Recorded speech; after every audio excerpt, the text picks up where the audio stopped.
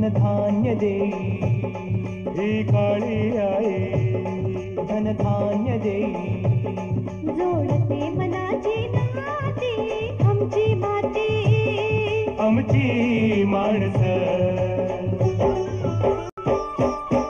आमची माती आमची माणसं आमची माती आमची माणसं आमची माती आमची माणसं आमची माती आमची माणसं.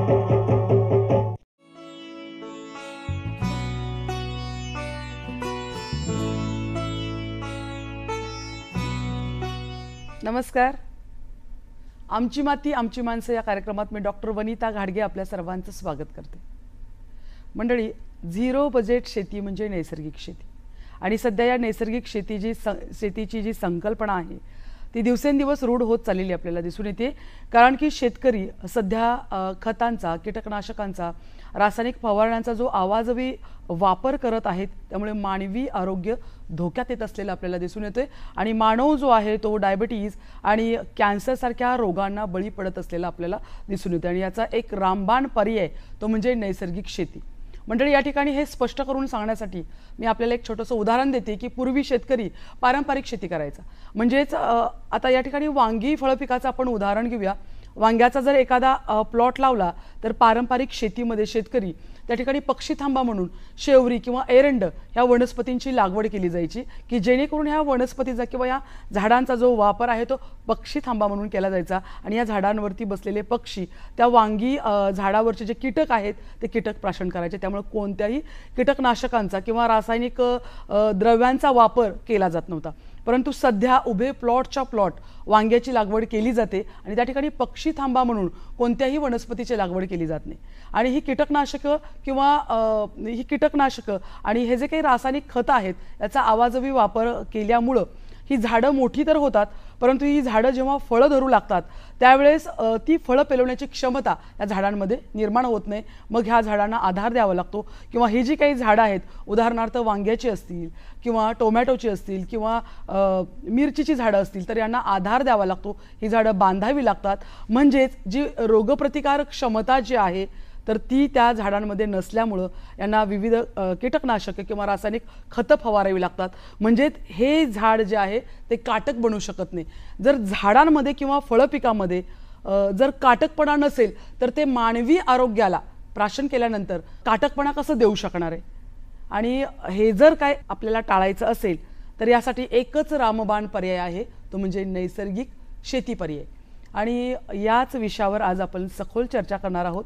या विषयावर सखोल मार्गदर्शन करण्यासाठी आज खास आपण आमंत्रित केलेलं आहे डॉक्टर विलास सावंत सर, विषय विशेषज्ञ, कृषी विज्ञान केंद्र किर्लोस, जिल्हा सिंधुदुर्ग.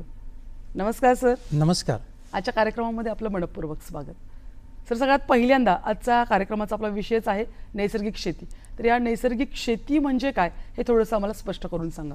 नैसर्गिक शेती म्हणजे ही एक शाश्वत शेती पद्धती आहे आणि याला आपण पर्यावरणपूरक शेतीसुद्धा म्हणतो.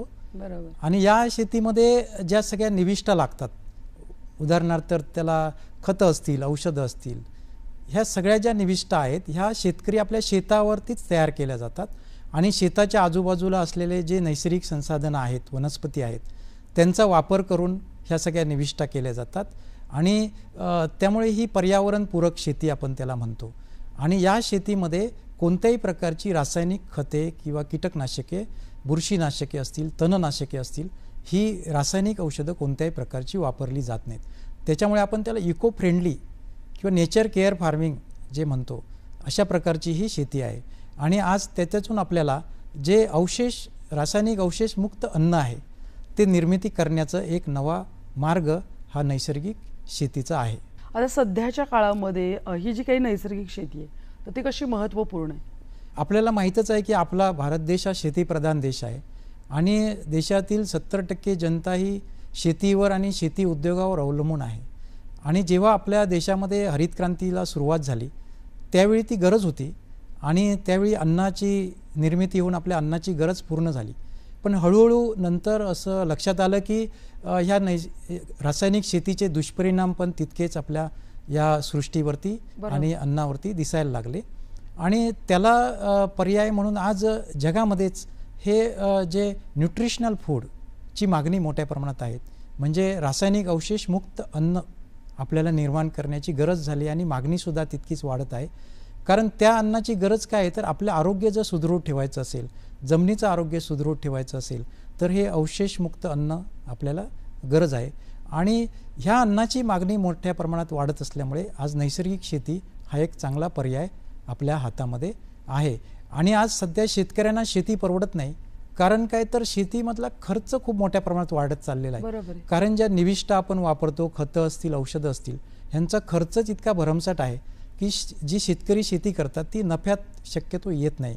आणि म्हणून ही अधिक नफ्यात येण्यासाठी शेतीतला खर्च कसा कमी करता येईल हा एक उत्तम पर्याय नैसर्गिक शेतीचा आहे. कारण ज्या शेतकऱ्यांनी स्वयंपूर्ण शेती अशी करायची आहे, त्या देशी गाईच्या माध्यमातून आपल्याला ज्या निविष्ठांची गरज आहे शेतीमध्ये लागणाऱ्या, ही आपल्या शेतावरच करायची आहे. त्याच्यामुळे त्याच्या खर्चामध्ये मोठ्या प्रमाणात बचत होते आणि साहजिकच ती शेती प्रॉफिटमध्ये ही जाते.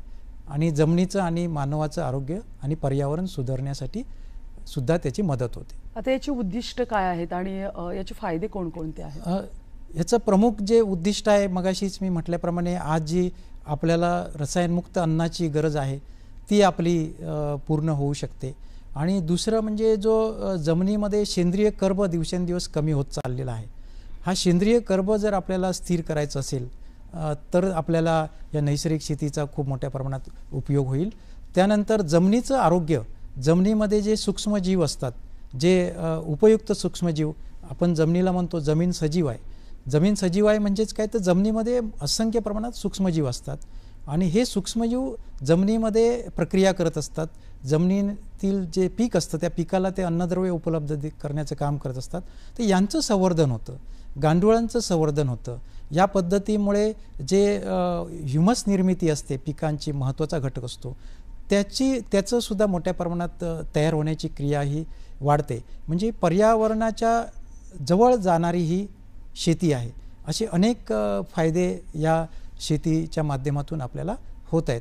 आणि आज आपल्याला जी न्यूट्रिशनल फूडची गरज आहे ती सुद्धा आपण याच्यातून मोठ्या प्रमाणात भागवू शकतो.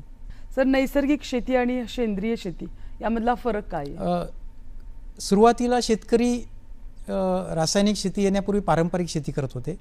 त्याच्यानंतर हरित क्रांती सुरू झाल्यानंतर रासायनिक शेतीकडे शेतकरी वळले आणि रासायनिक शेती झाल्यानंतर जे दुष्परिणाम जाणवायला लागल्यानंतर शेतकरी हे सेंद्रिय शेतीकडे वळले.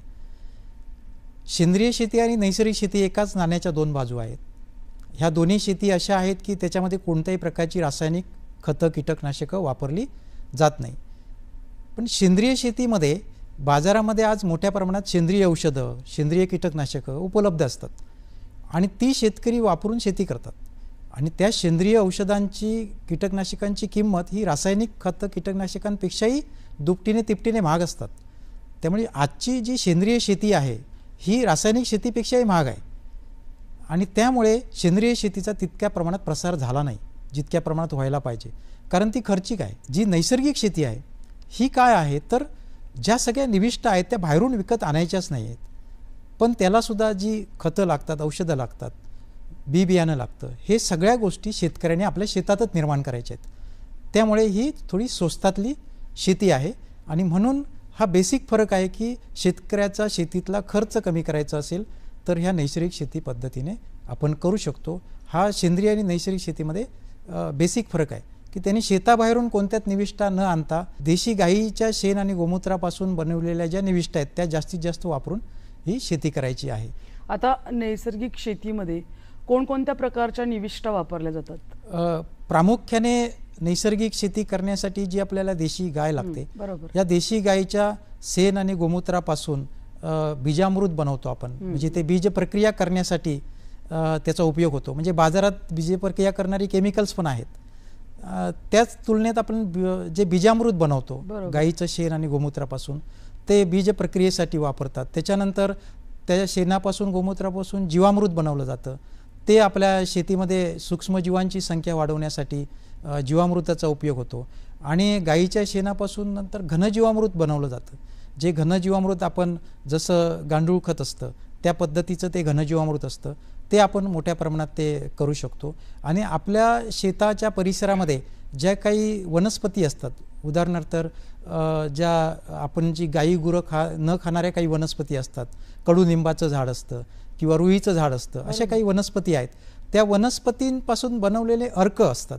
हे अर्क आपल्याला किडींच्या प्रोटेक्शनसाठी, उदाहरणार्थ निंबोळी अर्क असेल, मग त्याच्यामध्ये दशपर्णी अर्क आहे, अग्निअस्त्र आहे, ब्रह्मास्त्र, निमास्त्र, सप्तधान्यांकुर अर्क, हे सगळ्या ज्या अर्क आहेत हे आपण त्या नैसर्गिक शेतीमध्ये त्याचा वापर करतो. बरोबर. आमची माती आमची माणसं.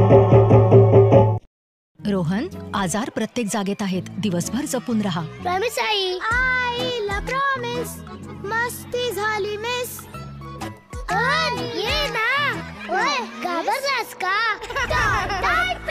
मुलं दिवसभर प्रॉमिस पाळणार? इम्पॉसिबल. म्हणून डेटॉलचे नवे प्रॉमिस, इंडियाचा पहिला साबण जो देतो 12 तास प्रोटेक्टिव्ह शील्ड. डेटॉल, सुरक्षेचा विश्वास आता दिवसभर सोबत. आमची माती आमची माणसं. आता ही जी काही नैसर्गिक शेती आहे ती करत असताना देशी गाय अतिशय महत्त्वपूर्ण मानली जाते, तर थोडं स्पष्ट सांगा. आपल्या देशामध्ये नैसर्गिक देशी गाईला आपल्या संस्कृतीमध्येच महत्त्व आहे. आणि पूर्वी आपल्या शेतकऱ्यांच्या घराघरामध्ये ती देशी गाय जोपासली जायची. आणि ह्या देशी गायीच्या पोटामध्ये आपण म्हणतो की 33 कोटी देव आहेत. तर हे 33 कोटी देव म्हणजे ते सूक्ष्मजीव असतात, उपयुक्त सूक्ष्मजीव. आणि ही देशी गायीचं शेण आणि गोमूत्र आहे त्याला औषधी गुणधर्म आहे. आणि ते शेणापासून आणि गोमूत्रापासून जे आपण जीवामृत बनवतो कल्चर स्वरूपामध्ये आपल्या त्या जमिनीमध्ये जातात. आणि जमीन सजीव करण्याचं काम हे देशी गायीच्या शेणामध्ये ताकद आहे आणि गोमूत्रामध्ये. जे देशी गांडूळ आहेत ते देशी गांडूळ सुद्धा नैसर्गिक शेतीमध्ये खूप महत्त्वाचे आहेत, तर ते थोडं सांगा. आपल्याला माहीतच आहे की जो गांडूळ आहे हा शेतकऱ्याचा मित्र आहे. आणि तो शेतीमध्ये जमिनीमध्ये ह्युमस निर्मितीचं महान कार्य करतो. जमिनीमध्ये ते सतत छिद्र पाडत असतात. आणि देशी गांडूळ आणि परदेशी गांडूळ ह्यांच्यामध्ये जो मुख्य फरक आहे, आपला जो देशी गांडूळ आहे तो त्याच्या ज्या संपर्कात येईल, माती असू दे किंवा पालापाचोळा असू दे किंवा आणि काय दगडाचे कण असू दे, हे ज्या त्याच्या संपर्कात येईल ते खाऊन त्याचं ह्युमस निर्माण करतो, पीठ निर्माण करतो आणि ते आपल्या विष्ठेद्वारे त्याच्यामध्ये टाकतो. त्याच्यामुळे देशी गांडूळ हे खोल 15-20 फुटापर्यंत छिद्र जमिनीला पाडू शकतात आणि ते ह्युमस निर्मितीचं काम करतात. त्यामुळे छिद्र निर्माण झाली की जमिनीमध्ये भुसभुशीत होते आणि हवा खेळती राहते. जे प्राणवायू मुळांना लागतो, जे बाष्प मुळांना लागतं, हे निर्माण करायचं काम ते देशी गांडूळ करतात. आणि त्यामुळे काय होतं की जमिनीमध्ये ओलावा टिकून राहतो. बरोबर. आणि जमिनीमध्ये सूक्ष्मजीवांची संख्या पण त्यामुळे वाढते, कारण छिद्र पाडल्यामुळे हवा खेळती राहते. जे सूक्ष्म पर्यावरण म्हणतो आपण जमिनीमध्ये असायला पाहिजे, ते पर्यावरण हे देशी गांडुळांच्या माध्यमातून निर्माण होतं. आणि पिकांना जो ह्युमस लागतो तो ह्युमस निर्मितीचं काम हे देशी गांडूळ करत असतात. म्हणून हा शेतकऱ्यांचा मित्र आहे. आणि जर आपण नैसर्गिक पद्धतीने शेतीकडे वळलो तर त्यांची संख्या ही वाढत जाते, कारण 1 बाय 1 मीटरमध्ये साधारणपणे 30 ते 35 गांडूळ आपल्या शेतात असले पाहिजेत. म्हणजे आपली जमीन बलवान आहे आणि ती जमिनी पिकांसाठी चांगलं उत्पादनक्षम आहे असं आपण त्याला म्हणतो. आता जे आच्छादन आणि अंतर आहे हे सुद्धा नैसर्गिक शेती करत असताना अतिशय महत्त्वाचं आहे. आच्छादन अंतर कसं महत्त्वाचं आहे? आच्छादन आणि जे आपण आंतरपिकं घेतो, ह्या आच्छादनाने काय होतं की एक तर झाडाच्या सभोवती आपण आच्छादन केल्यामुळे झाडाच्या तिथे एक सूक्ष्म पर्यावरण निर्माण होतं. आणि जे जमिनीमध्ये सूक्ष्म जीव असतात ह्या सूक्ष्म जीवांना एक तिथे त्यांना आसरा मिळतो आणि जे प्रोटेक्शन त्यांना जे लागतं ते तिथे त्यांना मिळतं, शेल्टर मिळते. आणि गांडुळांना सुद्धा तिथे शेल्टर मिळते. आणि जे आच्छादन असल्यामुळे जमिनीतून जे पाणी बाष्पीभवनाने बाहेर पडतं त्याचं प्रमाण कमी होतं. म्हणजे साहजिकच जे आपण सिंचनाच्या पाण्याची त्याच्यामध्ये खूप मोठ्या प्रमाणात बचत होते. आणि गांडुळांना तिथे शेल्टर मिळाल्यामुळे गांडूळसुद्धा तिथे चांगल्या प्रकारे काम करतात. सूक्ष्मजीव जे असतात त्यांची प्रक्रिया तिथे चांगल्या प्रकारे होते. आणि जमिनीला एक प्रकारचं पोषक वातावरण पिकाला तिथे मिळतं. आणि जितकं आच्छादन असेल तिथे तणसुद्धा तिथे येत नाहीत. आणि आच्छादन आपण 3 प्रकारचं करू शकतो. एक असतो तो एक मातीचा थर देऊन आच्छादन केलं जातं.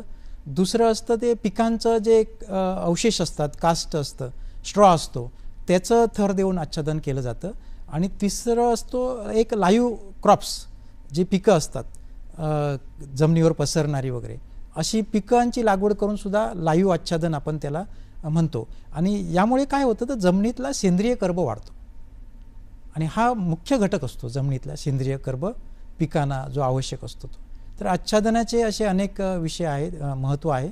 आणि त्याचबरोबर आंतरपिकं, ही आंतरपिकाने काय होतं की जमीन आपली उत्पादनक्षम बनते, जमिनीमध्ये जे शेतकऱ्याचं नेट प्रॉफिट पाहिजे ते वाढतं आणि जमिनीमध्ये कर्ब तयार होतो. समजा एक आंतरपीक आपण द्विदल पिकं घेतली, उदाहरणार्थ एखादं ऊस आहे, त्या ऊसामध्ये आपण द्विदल पिकं लावली, तर त्या द्विदल पिकांचं काम काय आहे तर हवेतलं नत्र, हवेत आपल्या साधारणपणे 78% नत्र आहे, तो नत्र जर फिक्स करायचं असेल तर ही द्विदल पिकं फिक्स करतात आणि तो दुसऱ्या पिकांना उपलब्ध करून देतात. त्यामुळे जे युरियाच्या माध्यमातून आपण काय देतो तर नत्रच देत असतो. मग हा नत्र आपण नैसर्गिकरित्या सुद्धा पिकांना देण्याचं काम करतो. त्याच्यासाठी ही सहजीवन पद्धतीची जी आंतरपिकं आहेत ती लावणं ते गरजेचं असते आणि हा नैसर्गिक शेतीचा एक मुख्य भाग आहे. म्हणजे एक दल पिकाबरोबर द्विदल पिकं असली तर हे नत्र फिक्सेशनचं काम मोठ्या प्रमाणात होतं, सेंद्रिय कर्ब वाढण्याचं काम चांगल्या प्रकारे होतं आणि इंच जागाचा वापर केल्यामुळे उत्पादन पण वाढतं. आता नैसर्गिक शेतीमध्ये वापसा स्थिती जी आहे ती अतिशय महत्त्वाची. म्हणजे वापसा स्थिती जर व्यवस्थित असेल तरच आपण व्यवस्थित पद्धतीनं नैसर्गिक शेती करू शकतो. वापसा स्थिती म्हणजे नेमकं काय आहे तर जमिनीमध्ये जे मातीचे कण असतात त्या 2 मातीच्या कणामध्ये जेव्हा 50% वाफ आणि 50% ही पाण्याचा अंश आणि 50% हवा हे जेव्हा समप्रमाण होते तेव्हाही आपल्याला ती वापसा कंडिशन म्हणतो. म्हणजे पिकांना खूप पाणी दिलं म्हणजे फायदा होतो असं नाही. जेव्हा ही वापसा कंडिशन तयार होते त्याच स्थितीमध्ये पिकं अन्न आणि जो प्राणवायू आहे, अन्नद्रव्य आणि प्राणवायू घेण्याचं प्रमाण त्यांचं जास्त असतं. मग ती वापसा सिच्युएशन येण्यासाठी हे आच्छादन फार महत्त्वाचं असतं पिकांमध्ये. आणि ही वापसा कंडिशन जितकी आपल्या शेतामध्ये जास्त तितकं पिकांची वाढ मोठ्या प्रमाणात होते. म्हणजे बघा, आपण एखादा पूर आला आणि शेतामध्ये समजा एक 8-10 दिवस पाणी साचून राहिलं तर पिकं पिवळी पडतात. ह्याचं कारण काय तर तिथे वापसा कंडिशन नसते, त्यामुळे पिकांना ते पाणी जास्त भरपूर पण ते त्यांना घेता येत नसतं मुळांना, किंवा तिथे अन्नद्रव्य त्यांना शोषण करता येत नसतं. म्हणून पाणी दिल्यानंतर ते पाणी निचरा व्हायला लागतं. निचरा झालं की तिथे वापसा कंडिशन तयार होते आणि पिकांची वाढ ही जोमाने होते.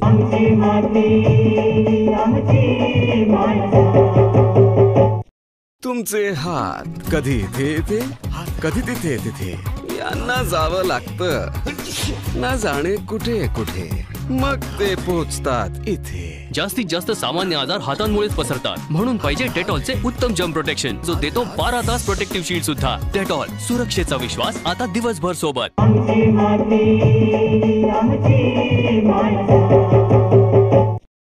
आता जो सेंद्रिय कर्ब आहे तो कर्ब देखील महत्त्वाचा आहे. दिवसेंदिवस हा कर्ब घटत चाललेलं आहे, तर ही घटण्याची कारणं काय आहेत? सगळ्यात मुख्य कारण म्हणजे आहे की पूर्वी आपले शेतकरी जे पारंपरिक शेती करायचे त्यावेळी खूप मोठ्या प्रमाणात भरखतं वापरायचे.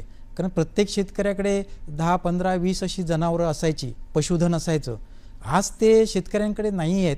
आज खूप जनावरांची संख्या घटत चाललेली आहे आणि त्यामुळे जे शेणखत शेतामध्ये पाहिजे ते तेवढ्या प्रमाणात जात नाही. हे एक मुख्य कारण आहे. कारण जितकं मेकॅनायझेशनकडे गेलो तितकं आपण ह्या पशुधनाकडे दुर्लक्ष करत चाललो. आणि पशुधन म्हणजे ही खतं निर्माण करायची एक मोठी फॅक्टरी आहे. बरोबर. शेणखत म्हणजे आज हिरवा चारा दिला जनावरांना की उद्या लगेच ते 8 तासांनी आपल्याला खत देतात. बरोबर. ही खूप मोठी फॅक्टरी आणि ह्या जनावरं कमी झाल्यामुळे शेणखत आज उपलब्ध होत नाही मोठ्या प्रमाणात. आणि दुसरं एक महत्त्वाची बाब की आपण रसायनांचा वापर त्या तुलनेत खूप मोठ्या प्रमाणात करतो आणि आज तर असंतुलित वापर होतो. म्हणजे खतं असतील, कीटकनाशकं असतील, तर हे बेसुमार असंतुलित वापर असल्यामुळे हा सेंद्रिय कर्ब दिवसेंदिवस घटत चाललेला आहे. त्यानंतर जे आपण सोलो क्रॉपिंग म्हणतो, म्हणजे एक पीक पद्धती, ही मोठ्या प्रमाणात वाढत चाललेली आहे. ऊस असेल तर ऊस, कापूस तर कापूस, ज्वारी तर ज्वारी, बाजरी तर बाजरी, अशा पद्धतीची पिकं असतात. आणि अशा पद्धतीची पिकं असल्यामुळे त्याच्यामध्ये आंतरपिकं फार कमी असल्यामुळे हे सेंद्रिय कर्ब जो जमिनीमध्ये वाढला पाहिजे तो तितका वाढत नाही. आणि ही जी सोलो क्रॉपिंग म्हणतो आपण, एक पीक पद्धती, त्यामध्ये पिकांची काढणी झाल्यानंतर शेतकरी काय करतात, जे पिकांचे अवशेष आहेत ते मोठ्या प्रमाणात जाळतात आणि ते जाळल्यामुळे राख निर्माण होते, बाकी त्याला खूप काही फायदा होत नाही. आणि त्यामुळे सेंद्रिय कर्ब निर्माण जो व्हायला पाहिजे तो तिथे होत नाही. म्हणजे एक असे नैसर्गिक रूल आहे, पण जे म्हणतो की एखादं धान्य आपण शेतात पिकवल्यानंतर बरोबर त्या धान्यावरती अधिकार पशु पक्षी प्राणी मानव यांचा आहे, बरोबर, पण त्या पिकाचे जे अवशेष आहेत त्या अवशेषांचा अधिकार हा त्या जमिनीचा आहे आणि ते त्या जमिनीत जाणं महत्त्वाची गोष्ट आहे. आणि पूर्वी हे एक चक्र होतं की पिकांचे अवशेष आपण जनावरांना घालायचो, जनावरं आपल्याला शेण द्यायचे आणि ते शेण आपण शेतात टाकायचो. ही सायकल आता कमी झालेली आहे. त्यामुळे सेंद्रिय कर्ब जमिनीतला हा कमी होत चाललेला आहे. आणि आज तर इतकी धोक्याची गोष्ट आहे की आपल्या देशामध्ये सेंद्रिय कर्ब सरासरी या 0.4% आलेला आहे. तो साधारणपणे 1% बाहेर पाहिजे. 4-5% असला तर आपली जमीन खूप बलवान आहे असं म्हणू, पण आज तो आपला 1% पण नाही. आणि हा पिकांचे जे उत्पादन क्षम येण्यासाठी हा 1% बाहेर तरी सेंद्रिय कर्ब असण्याचं गरजेचं आहे. आणि नैसर्गिक शेतीच्या माध्यमातून हा सेंद्रिय कर्ब वाढवण्याचं काम आपण चांगल्या प्रकारे करू शकतो. आता सेंद्रिय कर्बाविषयी बोललात आपण, याच्याबरोबर जीवामृत हेही खूप महत्त्वाचे. तर जेव्हा आपल्याला शेतामध्ये जीवामृत तयार करायचे तर ते कशा पद्धतीने तयार करायचं? नैसर्गिक शेतीचा एक मुख्य घटक आहे जीवामृत, जे देशी गाईच्या शेणापासून आणि गोमूत्रापासून आपण जीवामृत बनवतो. आपण जर बंदिस्त पद्धतीने एक गाय पाळली तर दिवसभरामध्ये ती 10 किलो शेण देते, बरोबर, आणि साधारणपणे 5 लिटर ती गोमूत्र देते. आणि ह्या ताज्या 10 किलो शेणापासून देशी गाईच्या आणि 5 लिटर गोमूत्रापासून आपण 200 लिटर जीवामृत बनवू शकतो. मग हे 200 लिटर जीवामृत बनवण्यासाठी 10 किलो देशी गाईचं ताजं शेण, 5 लिटर गोमूत्र, त्यानंतर 1 किलो गूळ, 1 किलो कडधान्याचं पीठ आणि 1/2 किलो बांधावरची किंवा वडाच्या झाडाखालची, पिंपळाच्या झाडाखालची किंवा जंगलातली 1/2 किलो माती, कारण त्या मातीमध्ये सुद्धा उपयुक्त सूक्ष्म जीव असतात. आणि हे सगळं आपण ह्याचं द्रावण केलं 200 लिटरमध्ये की हे आपण साधारणपणे 4 दिवस द्रावण हे ड्रममध्ये सावलीत ठेवायचं. तो ड्रम गोनपाटाच्या साहाय्याने झाकून ठेवायचा आणि सकाळ संध्याकाळ 2 वेळा घड्याळाच्या दिशेप्रमाणे, घड्याळाचा काटा जसा चालतो त्या दिशेप्रमाणे हळूवारपणे 2 वेळा तो सकाळ संध्याकाळ ढवळायचा. आणि एक 4 दिवसांनी त्याचं सुंदरपैकी जीवामृत तयार होतं. आणि हे जीवामृत आपण पुढचे 5 दिवस आपण शेतात जर दिलं, म्हणजे नावाप्रमाणे वनस्पतींना अमृत. आणि त्याच्यामध्ये जसं आपण दुधाचं दही करतो तसं त्याच्यामध्ये असंख्य सूक्ष्मजीव ज्या गाईच्या शेणामध्ये आणि त्या मातीमध्ये आहेत ते वाढवले जातात. आणि ते सूक्ष्मजीवाचं प्रसार आपण जमिनीमध्ये हा करतो. आणि एका दिवसाच्या शेण आणि गोमूत्रापासून 1 एकर शेतीला पुरणारं 200 लिटर जीवामृत तयार होतं. ही त्या नैसर्गिक शेतीची ताकद आहे. आणि ते जीवामृत तिथे शेतात गेल्यानंतर तिथले जे सूक्ष्मजीव सुप्तावस्थेत असतात ते ॲक्टिव्ह होतात, सुप्तावस्थेतून ते बाहेर येतात आणि ते सुद्धा कामाला लागतात. गांडूळ सुद्धा तिथे कामाला सुरुवात करतात आणि एक चांगलं वातावरण तिथे निर्माण होतं. सर, आपल्याला नैसर्गिक शेती करायची आहे तर जे नव्याने शेतकरी शेती करणार आहेत त्यांच्यासाठी केंद्र आणि राज्य सरकारच्या काही तरतुदी आहेत का? ही फार महत्त्वाची गोष्ट आहे. कारण 3 वर्षापूर्वी आपल्या महाराष्ट्र सरकारने डॉक्टर पंजाबराव देशमुख नैसर्गिक शेती अभियान सुरू केलेलं आहे. आणि गेल्या वर्षापासून केंद्र सरकारने राष्ट्रीय नैसर्गिक शेती अभियान हे सुरू केलेलं आहे. त्याच्या आधी केंद्र सरकारची एक योजना आहे परंपरागत कृषी विकास योजना, ही सुद्धा चालू आहे. आणि लार्ज जे सर्टिफिकेशन, म्हणजे आपल्याला सेंद्रिय किंवा नैसर्गिक शेती करणाऱ्या शेतकऱ्यांना जे प्रमाणपत्र आहे ते सर्टिफिकेशन करण्याची सुद्धा योजना सरकारने आखलेली आहे. कारण आमचं जे कृषी विज्ञान केंद्र आहे किर्लोसला सिंधुदुर्गमध्ये, हे आम्ही गेल्या 10 वर्षापूर्वीपासून ह्या नैसर्गिक शेतीचा प्रचार प्रसार करत होतो. पण जेव्हा ह्या सरकारने ज्या विषयाला मान्यता दिल्यानंतर आता ह्या विषयाला खूप मोठ्या प्रमाणात चालना मिळालेली आहे. आणि ह्या योजनेच्या माध्यमातून एक 50 हेक्टरचे गट केले जातात शेतकऱ्यांचे आणि गटाच्या माध्यमातून ही योजना आपल्याकडे चालू झालेली आहे. तसंच गुजरातमध्ये नैसर्गिक शेतीचं सेंद्रिय शेतीचं विद्यापीठ सुरू झालेलं आहे. आपल्या कृषी विद्यापीठाच्या अभ्यासक्रमांमध्ये नैसर्गिक शेतीचा एक विषय त्यांनी समाविष्ट केलेला आहे. त्यामुळे शासनाने आता पूर्णपणे त्याच्यात लक्ष घातलेलं आहे. त्याच्यामध्ये बजेटची सुद्धा तरतूद चांगल्या प्रकारे केलेली आहे आणि संशोधनासाठी सुद्धा आता विद्यापीठांना आणि जी संशोधन केंद्र आहे त्यांना सुद्धा आदेश जारी केलेले आहेत. त्याच्यासाठी फंड्सची तरतूद केलेली आहे. कारण आज ही आपली देशाची गरज आहे नैसर्गिक शेती करणं. कारण काय जे दुष्परिणाम होत आहेत रासायनिक शेतीचे त्याला आपल्याला जगाला तोंड द्यावं लागतंय की भारत देश हा शेतीप्रधान देश आहे आणि तितकाच प्रदूषण करण्यासाठी पण हा कारणीभूत आहे. आपल्या शेतकरी बंधू आणि भगिनींना आपण जाता जाता काय संदेश द्याल? आता याच्यामध्ये सरकारने ह्या सगळ्या योजना केल्यामुळे आज शेतकऱ्यांना एक नवीन संधी आहे की सबसिडीच्या योजना असल्यामुळे त्याचा लाभ घेऊन शेतकऱ्यांनी या नैसर्गिक शेतीकडे वळण्यासाठी काहीच हरकत नाही. आणि आपलं घराचं आरोग्य सर्वात प्रथम आपलं स्वतःचं घराचं आणि जमिनीचं आणि पर्यावरणाचं जे संवर्धन आहे ते खूप कॉन्ट्रीब्युटरी काम आपल्या शेतकऱ्यांच्या हातातून होऊ शकतं. आणि नवीन पिढी जी आपली आहे जे कृषी क्षेत्रात शिक्षण घेत असतील तर त्यांना या विषयामध्ये खूप मोठ्या प्रमाणात संशोधनाला वाव आहे नैसर्गिक शेतीच्या.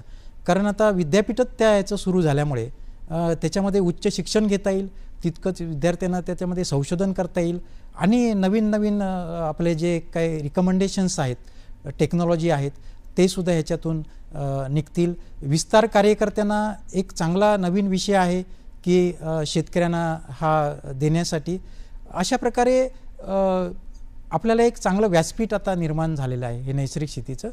त्यामुळे आपण शेतकऱ्यांनी निश्चितपणे त्याच्याकडे वळायला हरकत नाही. आणि आज जे शेतकरी नैसर्गिक शेती करतील त्यांना आज प्रमाणीकरण सुद्धा त्या शेतीचं करता येतं. आपण या ठिकाणी आलात आणि नैसर्गिक शेतीच्या माध्यमातून कमीत कमी उत्पादन खर्चात भरघोस उत्पन्न कसं घ्यायचं याविषयी इतकं बहुमूल असं मार्गदर्शन केलं. दूरदर्शनच्या सह्याद्री वाहिनीच्या वतीनं मी आपल्या मनापासून आभारी. धन्यवाद सर. नमस्कार.